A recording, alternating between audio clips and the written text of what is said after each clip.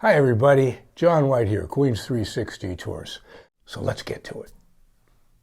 Okay, and here's one very important thing intimately connected with Queens, and that is the concept of government-guaranteed freedom of religion, which means that your government guarantees you the right to worship according to any religious practice you want. Islam, Christianity, Buddhism, Hinduism, Judaism, whatever, without anybody bothering you. Now that freedom is a key and very distinctive feature of this country since its founding in 1776. And in fact, some of you guys' families may have come here specifically because of this freedom of religion thing. A lot of countries offer relative freedom of religion now, but that certainly wasn't always the case, and it's still a very big problem in some places around the world. You hear about what's going on with the Muslim Uyghurs in China, or the Muslim and Hindu Rohingya in Myanmar? Persecution and massacres. And back in the day, a whole lot of places, and most places in Europe in particular, had certain government-approved religions, and if you had a different religion, you were subject to special taxes, various degrees of persecution, expulsion, or straight-up violence and death. The official religions functioned as an important way for the ruling elites to ensure loyalty to the regime as well. Incredibly savage conflict between Catholics, for hundreds of years the only religion allowed in Western Europe, and Protestants, Martin Luther and all that, raged throughout Europe. Various sects of Protestants were at each other's throats as well. From the late 1500s through the early 1700s, these wars of religion killed millions of people, and in fact were some of the most destructive conflicts in human history, not just in Europe.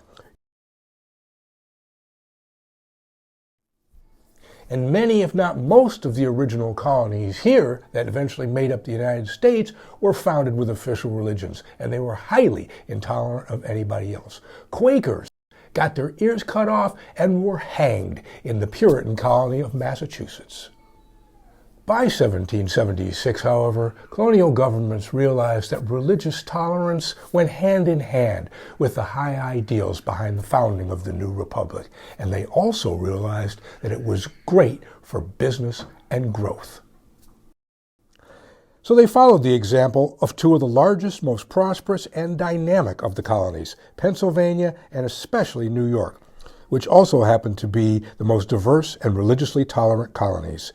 New York City was also the biggest and most important military and commercial port in the country, was booming like crazy, and by 1790 would be the largest city in the country, which has been ever since. And so religious freedom got enshrined in our Constitution. Now, Pennsylvania had been founded by William Penn, a member of the very tolerant Quaker religious denomination. So how did New York become such a bastion of religious freedom? Because ordinary citizens fought for the right through a very important legal battle with their colonial government. And that legal battle started right here in Queens. Now, you guys probably remember that New York was originally founded by the Dutch in 1614 and was called New Netherlands, right? Okay, well, as it turns out, the Netherlands, which is now known as Holland, was just about the only country in Europe back in the 1600s that had freedom of religion. And so the Dutch colony here attracted all sorts of refugees from Europe and the other colonies looking for religious freedom. Jews, Huguenots, all kinds of folks. But the Dutch governor of the colony back in 1657 was a hard guy named Peter Stuyvesant. Remember him? He was a member of something called the Dutch Reformed Church, and he personally didn't dig Quakers in particular at all. So he banned their religion. Now, as it turns out, there were a bunch of Quakers right here in Queens, in Flushing, who had fled other colonies like Massachusetts because of persecution. And they and a bunch of non-Quakers fought Stuyvesant on this, and they said, since when does a supposedly tolerant Dutch colony not practice freedom of religion? They wrote up their complaint in something called the Flushing Remonstrance, and eventually their case went all the way to the Dutch capital of Amsterdam, where one of the Quaker supporters, a guy named John Bound, presented it to the government company that ran the colony of New Netherlands. And guess what? The government company agreed with them. So they sent Bound and the others back to New Netherlands with an official letter to Stuyvesant. Back off and leave the Quakers alone. And so he did.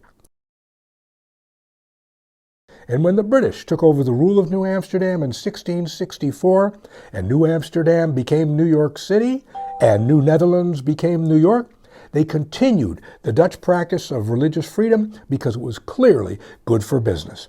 And when the folks who wrote our Constitution 100+ years later enshrined the concept in that document, they did it because it was the right thing to do and because they saw how tolerance had helped make New York City the biggest and most important city in the country it was becoming. And by the way, that congregation of Quakers in Flushing that Stuyvesant had tried to get rid of, well, they eventually built themselves a church on Northern Boulevard just off Main Street in 1694. And guess what? It's still there. And in fact, it's the oldest church building in use as a church building in New York City and the second oldest in the country. How ironic.